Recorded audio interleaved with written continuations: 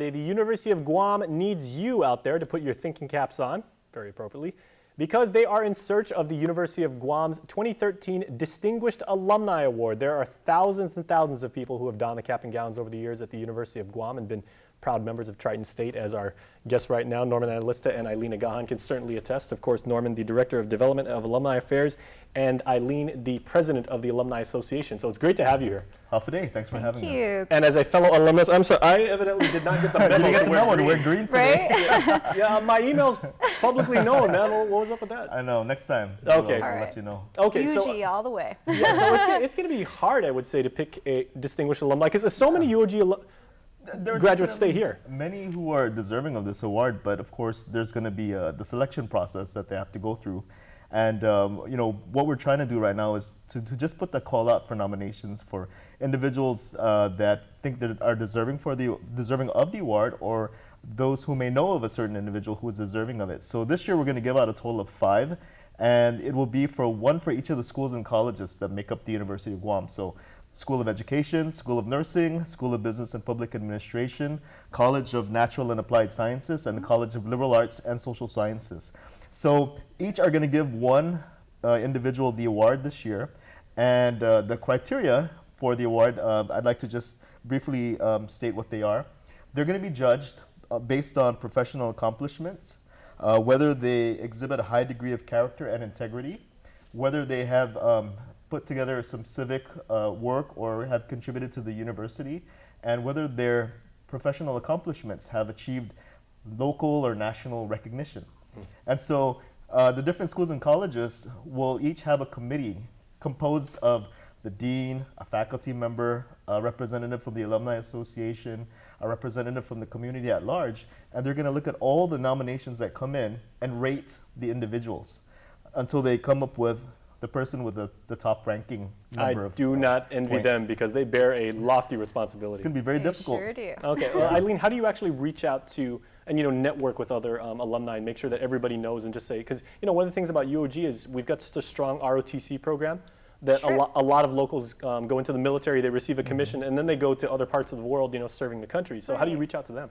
So really the mission of the UOG Alumni Association is to engage our alumni and build that cultural philanthropy among our Triton family and be that representative voice for all alumni. And well, we're actually hosting a professional networking event this September. So this kicks off a lineup of upcoming alumni events leading up to the big alumni reunion in November, and where the Distinguished Alumni Awards will serve as a special segment at the reunion. Yeah, the thing I want to point out though is the deadline for the nomination process is September 20th. So there is an official nomination form that has to be filled out, and then 2 letters of support and the resume of the individual have to be submitted to my office or to Eileen. Right. Yeah, and so the number we want to give out is 735-2586.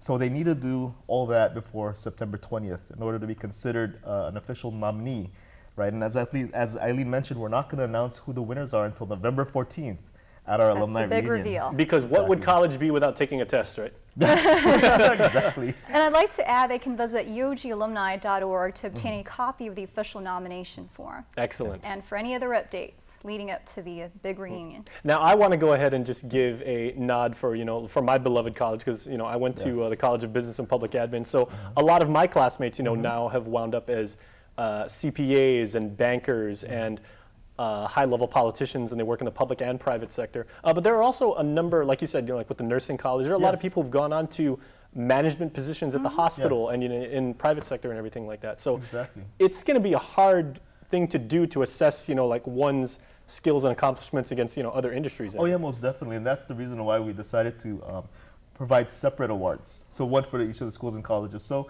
there may be one college that will have various disciplines underneath it, but at least there may be some similarities. But you're not comparing the accomplishments of a nurse, for example, to that of a teacher, to that of an engineer, and so forth. And so what we're really trying to do is to group them accordingly, and then make sure that they are selected based on the different criteria as judged by their peers and university officials. Thank you so much for doing that, because I know with my fellow marketing majors, we wouldn't be able to hold a candle to like the biology majors and the math majors and all those guys, because they had the GPAs, we wore sunglasses to class. Okay, so what else should people know about how to maybe get in touch with a alumnus that they feel has made significant contributions to the island? Well, the one thing that we do want to point out is that the individual has to consent to being a part of the selection process. So this is not one of the type of awards where we surprise the person. Surprise, you won, you got the award. We want them to be part of the selection process from the get-go, right? So let's say you know of an individual that's interested, contact that person and let them know that you need their resume and that you intend to put together 2 letters of support, get the official form from us, and then make sure it's submitted before September 20th. And the rest is, going to be handled by the committee. Outstanding. Right. Well, we can't wait to cover this more for you because I know there's certainly a lot more events, and we'll do whatever we can to help you out. Oh, thank you so much. Wonderful. All right. Thank Well, thanks you. so much for stopping by. All right. Appreciate Thanks, the Jason. opportunity. Stay tuned because we are right back after this.